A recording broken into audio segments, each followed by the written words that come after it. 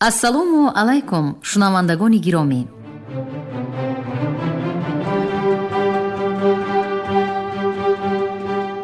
ба таваҷҷӯҳи шумо идомаи силсила гуфтори хонишҳои бадеӣ аз рӯи рамани сегонаи нависандаи халқии Тоҷикистон Ҷалол Икромӣ, духтари Оташ, 12 дарвозаи Бухоро ва тахти Вожгон. шунавандагони арҷманд, акнун ба қироати рамани сегонаи Ҷалол Икромӣ тахти Вожгон оғоз менамоем. ҳоло гуфтори нуҳумро аз рӯи ин раман бишнавед. ровӣ Ализода Абдурашид Хуҷамқул. қисми шашум.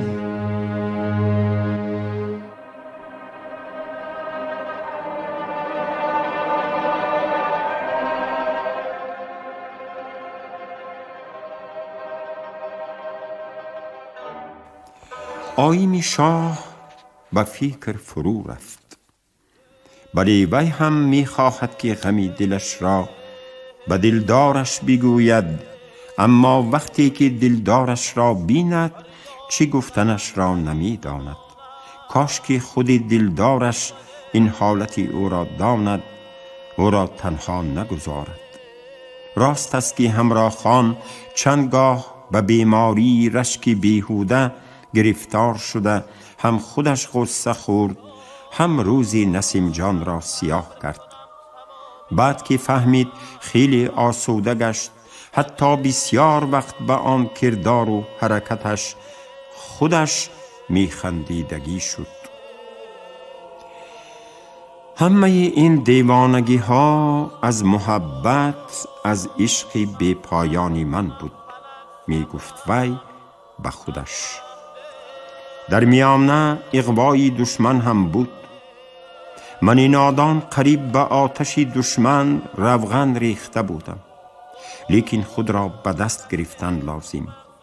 فکرهای بیهوده را که گویا نسیم جان او را می پرتاید زنی دیگر می گیرد از خود دور کردن لازم. لیکن نسیم جان هم باید به وی یاری رساند. او را بسیار تنها نماند، بهترش که به نزد خودش به کار گیرد. میلش همراه خان با فرنجی رفته در اداره به فرنجی کار کرده، باز فرنجی را به سر گرفته به خانه برمی گردد. راست است که در اداره بودنش بهتر، این از هر جهت خوب می شود. زنها اگر آزادی خواهند باید از هر جهت برابری مردها شوند، به همه کار قادر شوند، از عهده دور کردن هر مشکلی برآیند. نباشد آزادی به نام می شود و یک عمر مهنت کشید، یک عمر در آرزوی بخت نیک شب را روز، روز را شب کرد. اکنون که دری بخت گشاده، وصال یار میسر گشته است، چرا وی باز در خانه تنها به غم هجران گرفتار شده ماند؟ چرا وی با واهمه و هراس زندگی کند؟ بله، واهمه خیلی سخت، زیرا که زمانه ناباب، خطرهای کلان به پیش راهی نسیم جان ایستاده است. نسیم جان باشد شاعر مزاج، بی پروا، نمی ترسد. دشمنی بدکردار در هر قدم به جان او قصد کرده می تواند. آخر به خانه به او زنگ زده تهدید کردنهای آن شخص نامعلوم بیدرک نبود. به نسیم جان قصد کردند، او را ندانم برای چی کشتن می خواهند. نسیم جان امروز وعده داده بود که بر وقت می آید، اما تا حالا درکش نیست. اداره ها کیها بسته شدند، روز بیگاه شده ماند، اما نسیم جان نیست. الهی سلامت باشد، الهی حادثه روی نداده باشد. همراه خان همین طور عقیده داشت که و یک عمر نسیم جان را می خواست، یک عمر او را دوست می داشت و بنابران بود که همه هستی خود را برای نسیم جان نگه داشت، همه هستی خود را برای نسیم جان فدا کرد. نسیم جان گفت از بحر همه و هر چیز گذشت. چرا؟ عشق و محبت. کاش که دل او بیخبر از عشق می شد. اما دلی که عشق نداشته باشد و در تپیدن‌های و احساسات محبتی بی پایان نباشد، مگر دل نامیده می شود. همین عشق و محبت است که چی بودن عالمی هستی و زندگی را به او شرح و بیان می نماید. همین آتشی جگرسوز است که به تن او حرارت و روح می دمد. بله، همراه خان خوشبخت است. همراه خان به محبوبش، به دلخواهش رسیده است. تاری از این بلندتر نمی شود. ولی همراه خان خودش ناهنجار، خودش دلتنگ. شاعر راست می گوید: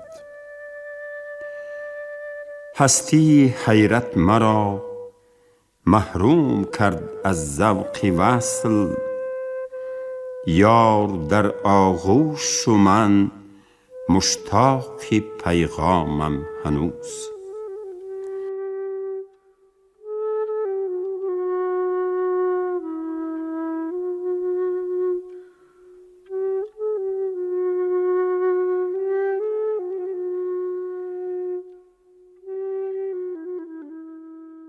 نسیم جان از آن من، نسیم جان در آغوش من است. او را هیچ کس از من ربوده نمی تواند. اما چرا وی هنوز نآمده است؟ آن ساعت قریب 7 شده است. وی دویده از جا برخاست. چون دیوانگان بروی حولی پایلوچ زده برآمد و با آوازی بلند از خاله نسیم جان پرسید: بیبی جان، کی آمد؟ نسیم جان آمد مگر؟ کمپیر سر از آشخانه برآورده به سوی او با حیرت نظر کرد و گفت: هیچ کس نآمده است. خیزم خاطر جمعی. نسیم جان چرا اینقدر دیر کرد؟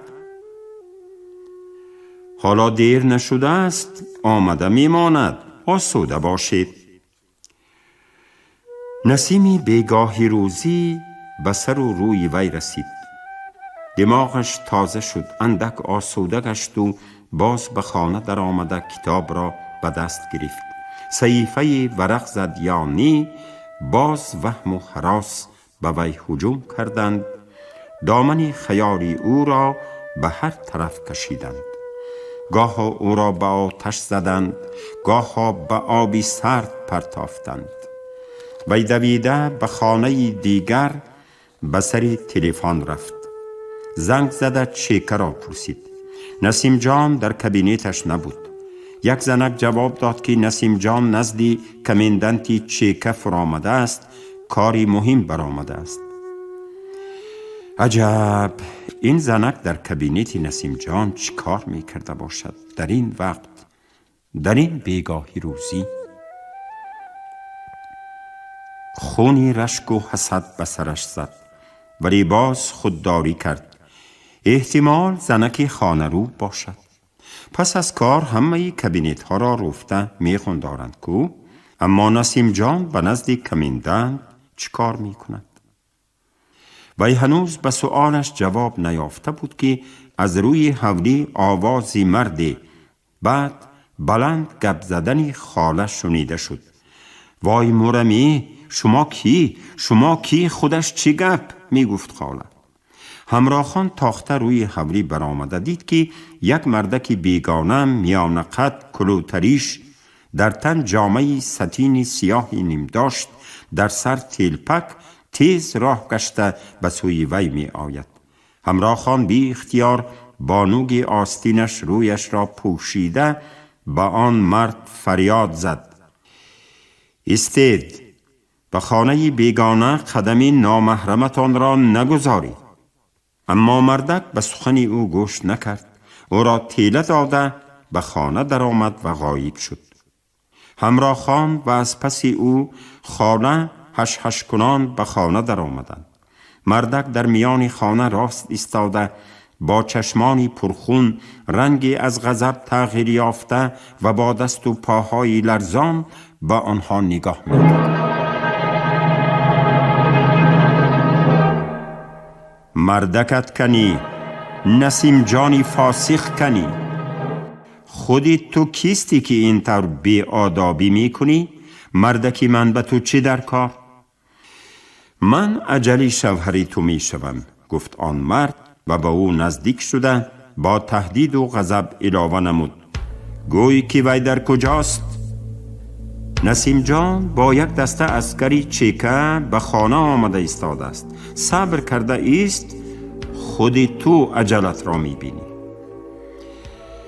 اگر بدبخت و فریب خورده بودنی تو را نمیدانستم، گفت آن مرد با چشمانی خون گرفته به همراه خان نگاه کرده. به حق خدا که اول جانی تو را گرفته بعد به پیشوازی نسیم می رفتم. افسوس که می دانم تو هم جبر دیده هستی. خیر، پروا نکن، روزی سیاحت با آخر رسید. خودی همین روز از دست فاسقی بی مروت نجات می یابی. این را گفت و زنها را گرنگ و مات و مبهوت گذاشته بیرون جهید و در یک چشم زدن از حولی غایب شد. وای مورمی، این چی روز بود؟ گفتنی خاله همراه خان را به هوش آورد. این مردک کی بود؟ دوست بود مگر؟ نه، دوست نه، گفت همراه خان. دشمنی جانی نسیم جان بود. دشمنی جانی نسیم جان؟ ای بی، نباشد خیزید یگان علاج کنیم، داد گفته همسایه ها را جمع کنیم. نه، داد گفتن فایده ندارد. مردک کیها رفت و پیشوازی نسیم جان رفت. الهی وی در اداره باشد، الهی از اداره نبرآمده باشد. همراه خان باز تلفن کرد. خوب زنگ زد، ولی چی شده بود که از آن طرف از چیکه جواب نشد؟ یا در اداره کسی نبود یا که تلفن ویران بود. همراه خان اندکی تأمل کرده ایستاد و دویده به خانه میده گذشت و صندوقچه خودش تپانچه خردی را گرفته به کیسه کمزولش گذاشت و از روی کرته خانگی آن کمزولی بخملی نافرمان رنگ را ببر کرده به سر کله پوش زردوزی را از طاق خانه گرفته گذاشت و روی حولی برآمد. تا به این دم خاله هم از خانه دیگر بر روی حولی برآمده با هراس بر روی همراه خان نگاه می کرد. ها دخترم، به کجا؟ خودم رفته پیش راهی اجل را نگیرم نمی شود، گفت همراه خان و به سوی دروازه روان شد. ایستید، از دست شما چی می بیاد؟ ایستید، یگان کس را به یاری جیغ زنیم. از دست من هر کار می آید، گفت همراه خان و به داد و فریاد خاله اهمیت نداده همان ایست بی فرنجی به کوچه برآمده رفت. وای مرمی، گفت کمپیر با هر دو دستش خودش را زده، این چی روز بود؟ اما همراه خان بی فرنجی، بی چشم بند و بی پرده، با سری بلند و مغرور با قطعیت قدم گذاشته به سوی رسته چیلانگران و طی طاق تیلپک روان بود. در بخارا این اولین زنی محلی بود که بی فرنجی و چشم بند و بی پرده به کوچه می برآمد، از هیچ کس باکی نداشت و به هیچ کس اهمیت نمی داد. اگر آن دم فاتاری پرتیارهای امروزه می شدند، این اولین خروج، این اولین هجوم، این اولین قدمی دلیرانه راهی آزادی را صدها بار و به هزار شکل و رنگ به صورت می گرفتند و به تمامی گزیته و ژورنال های عالم منتشر می ساختند. این الحق حادثه تاریخی، حادثه هیچ وقت دیده نشده، حادثه انقلابی بود. اما اهمیت و ماهیت این سرکشی، این بیباکی و کرداری تاریخی را آن دم نه خود همراه خان دانست، نه نسیم جان دانست، نه خاله وی، نه آنهایی که در کوچه زنی محلی، زنی مسلمانی بخارایی را اولین بار بی فرنجی دیده مات و مبهوت از پس او نیگران می ماندند. هرچند این حالتی فوق العاده، حالتی دیده نشده و بر ضد همه عنعنه‌ها و رسم و رسومات بود، لیکن حالتی قانونی و حالتی شدنش لازم بود. این بود که همراه خان در کوچه و بازاری بیگاهی روزی بخارا این طور آزادانه قدم گذاشته، این طور بیباکانه می رفت. کوچه و بازارها هنوز از آینده و روندگان خالی نشده بودند. دکاندارها در ترددی دکانهای خود را بسته به حوله ها برگشتن بودند. جوانها برای سیر و گشت بیگاهی روزی به لب حوض دیوان بیگی می رفتند. دکانهای بقالی در طی طاق تیلپک و دیگر جاها باز بودند و با چندین فانوس گرد و اطراف را روشن کرده متاعهای خود را به نظر خرندگان گذاشته بودند.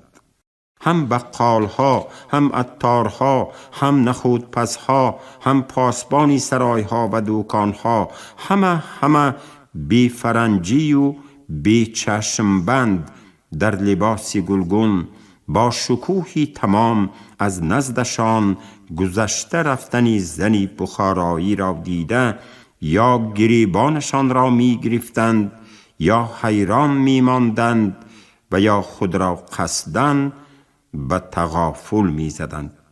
آنها اگر این حالت را 1-2 سال پیش از این می دیدند، اگر حاکمیت در دست امیر و ملاها می شود، با اولین فرمانی اولین ملا بچه همه بسری این زن می ریختند و او را پاره پاره می کردند. این معجزه انقلاب بود، معجزه تاریخی انقلاب بود که همه این فروشندگان، دکانداران، همه این کوچگردان برعکس رسم و قاعده، برعکس عادتی قدیمه کار می کردند. زنی بی فرنجی را می دیدند و فقط حیران می شدند و دیگر علاجی نداشتند. اما جوانها خرسند بودند. حتی 5-6 نفری آنها از پس همراه خان می رفتند و از دیدن او سیر نمی شدند. زنی بی فرنجی. در کوچه های بخارا شور و ولوله بی صدایی برپا گشته بود. پس از گذشته رفتن و بعد از دور شدن همراه خان، همه دکاندارها گویا به چشم خود باور نکرده از همدیگر می پرسیدند: دیدید می؟ زنی بخارایی من هم حیران، نخواد که زنی مسلمان باشد. زنی مسلمان، عجایب گپ ها می زنید. هر کی باشد، بی فرنجی و بی چشم بند که به کوچه برآمد ایمان ندارد. کله پوشی زردوزی شینم کرده مانده نشدیدید؟ خوش روی هم بوده است. اکنون این خیلها بسیار می شوند. زمانی حریت کو. صوفی گذر که چشمش به اولین زنی بیگانه بی فرنجی افتاد، تاخته به مسجد به نزد امام در آمد و گفت: تقصیر، یک زنکی مسلمان بی فرنجی سرلوچ گذشته رفت. دیوانه بودگیست؟ نه، به دیوانه مانند نبود، چنان قدم می ماند که زمین را منتدار می کردگی بری.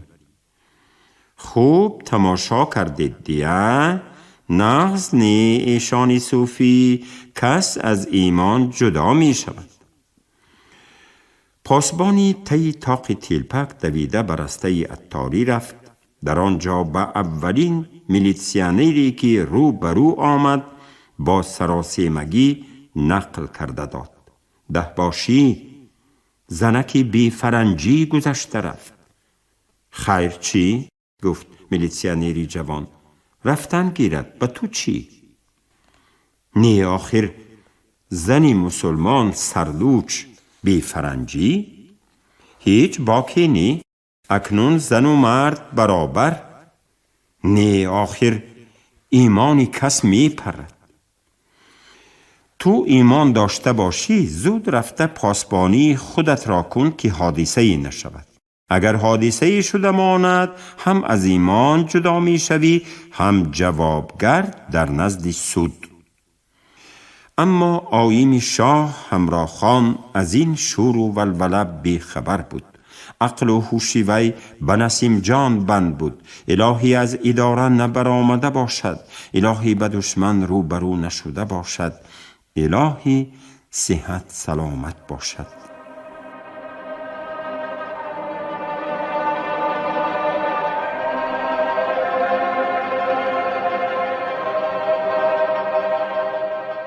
راه اینقدر دور، رسته ها اینقدر کشال، چیکه از خانه آنها دور افتاده است. تیزتر قدم ماندن لازم. نسیم جان و شریکانی او را از خطر آگاه کردن لازم. اگر آن مرد روبرو شده ماند به سری دلش تپانچه را راست کرده ایستاده به میلیتسی سپاریدن لازم، یا که دست بالا کننده به چیکه بردن لازم. اما آن مردک نمی نماید. در کجا پناه شده ایستاده باشد؟ در کجا پاییده ایستاده باشد؟ نسیم جان به وی چی گناه کرده است؟ چرا به قصد جانی او شده است این مرد؟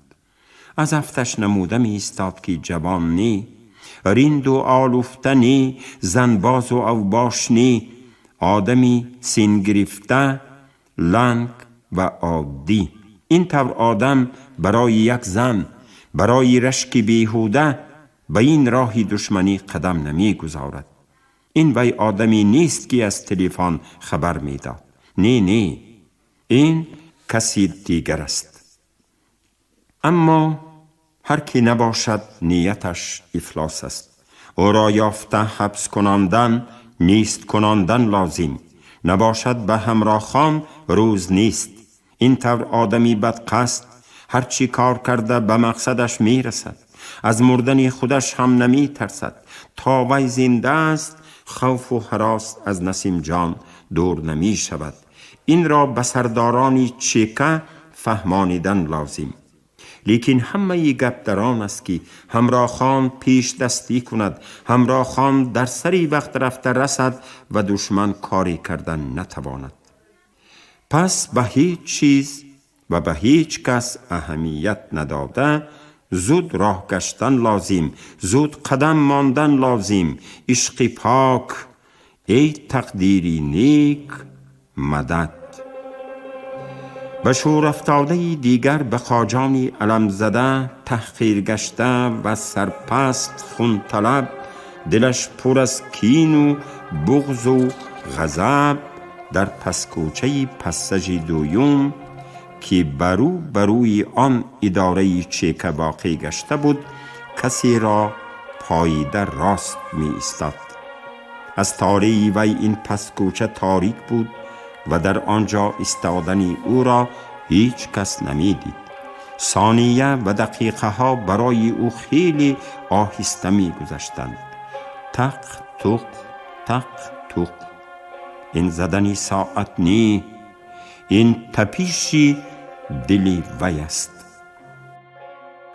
هوا طرف تاریک تر می شد.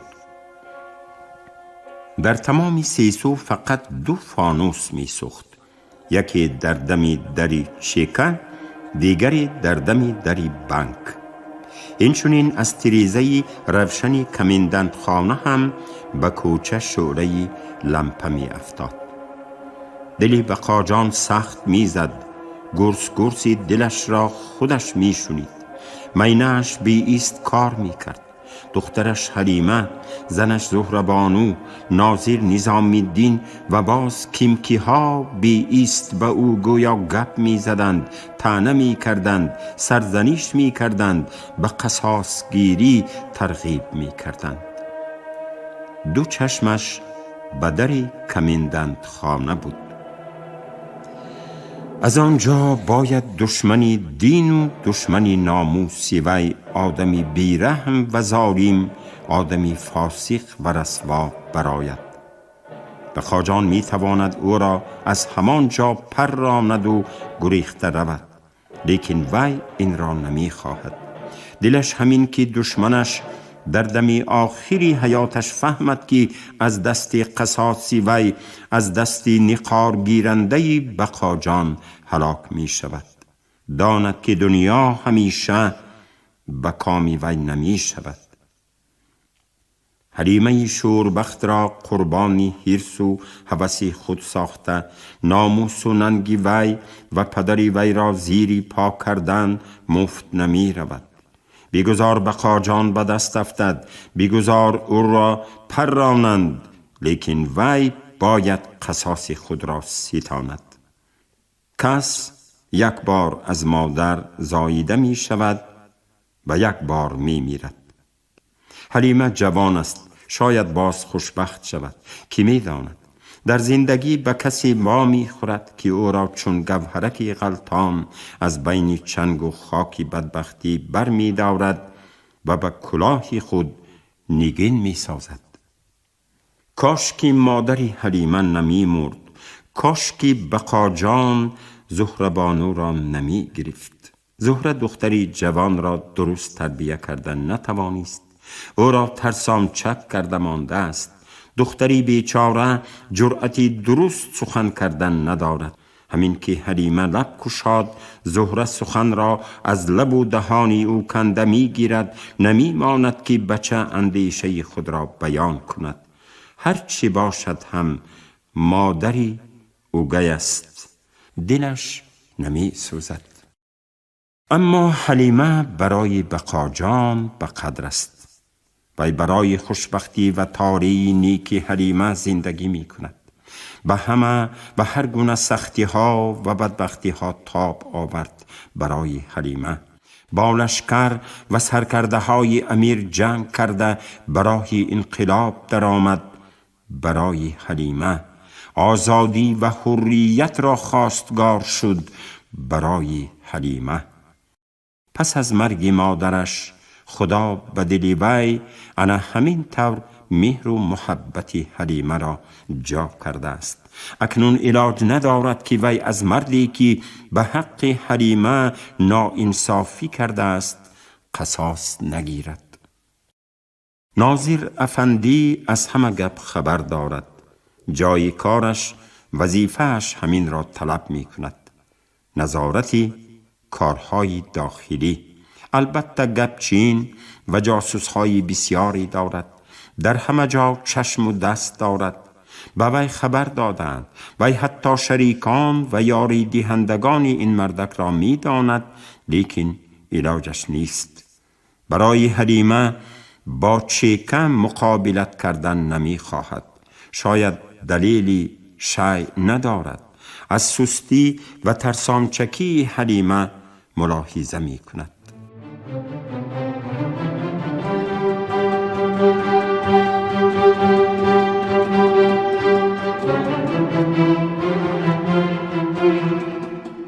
шунавандагони азиз, шумо гуфтори нӯҳумро аз рӯи рамани тахтивожгуни нависандаи халқии тоҷикистон Ҷалол Икромӣ дар қироати Ализода Абдурашид Хуҷамқул шунидед. Коргардон Шералии Навзалӣ, садобардор Карим Толибов. поёни гуфтор аз силсилаи хониши бадеӣ. шод бошед.